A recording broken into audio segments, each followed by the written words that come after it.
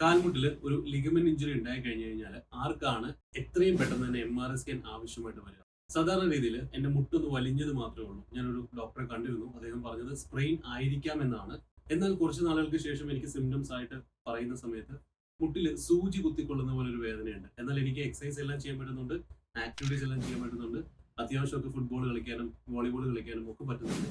പക്ഷേ ഇടയ്ക്കിടയ്ക്ക് എനിക്ക് മുട്ടിൽ സൂചി കുത്തിക്കൊള്ളുന്ന പോലുള്ള ഒരു വേദന, അല്ലെങ്കിൽ കുറെ നേരം മുട്ട് മടക്കിയിട്ട് എണീക്കുന്ന സമയത്ത് മുട്ട് നിവർക്കാൻ ഒരു ടൈറ്റ്നസ്, അവിടെ ഒരു വേദന, ഇങ്ങനെയുള്ള കാര്യങ്ങളൊക്കെ ഉണ്ടാവുന്നുണ്ടെങ്കിൽ, പ്രത്യേകിച്ച് പറഞ്ഞു കഴിഞ്ഞാൽ ഈ ഒരു കണ്ടീഷനിൽ മെനിസ്കസ് ഇഞ്ചുറി എന്നുള്ളത് വരാനൊരു ചാൻസ് ഉണ്ട്.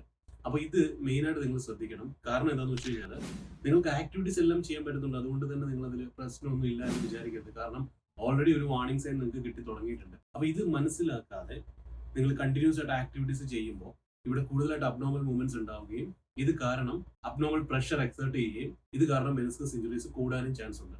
അപ്പൊ ഇവിടെ മെയിൻ ആയിട്ട് ശ്രദ്ധിക്കേണ്ട കാര്യം, ആദ്യം തന്നെ ഒരു MRI എടുത്തു കഴിഞ്ഞാൽ ഇങ്ങനെയുള്ള ചെറിയ മൈൽഡ് ഇഞ്ചുറീസ് ഒക്കെ ആണെങ്കിൽ അത് മനസ്സിലാവും. അതിനുശേഷം അതിന് ഓഫ് ലോഡിങ് ചെയ്യാനും അല്ലെങ്കിൽ അതിന്റെ എക്സസൈസിലൂടെ കറക്റ്റ് ചെയ്യാനുള്ള ഓപ്ഷൻസ് ഉണ്ടാവും.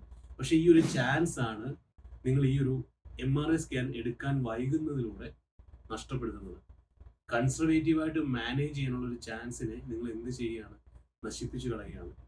ഇങ്ങനെയുള്ള കണ്ടീഷനിൽ ഫ്യൂച്ചറിൽ നിർബന്ധമായിട്ടും സർജറി ചെയ്യത്തക്ക ഒരു രീതിയിലേക്കായിരിക്കും വന്നെത്തുക. അപ്പോൾ പ്രത്യേകം ശ്രദ്ധിക്കുക. ഈ സിംറ്റംസ് ഒക്കെ ഉണ്ടെങ്കിൽ MRI സ്കാൻ എടുക്കാൻ അധികം വൈകാതെ തന്നെ അതെടുത്തതിന് ശേഷം റിപ്പോർട്ട്സ് ഞങ്ങൾക്ക് അയച്ചു തന്നു കഴിഞ്ഞാൽ ഞങ്ങൾ ആ റിപ്പോർട്ട്സ് എക്സാമിൻ ചെയ്തതിന് ശേഷം നിങ്ങൾക്കുള്ള ബെസ്റ്റ് ഓപ്ഷൻ എന്താണെന്നുള്ളത് പറയുന്നതായിരിക്കും. താഴെ കാണുന്ന നമ്പറിൽ കോൺടാക്ട് ചെയ്താൽ മതി.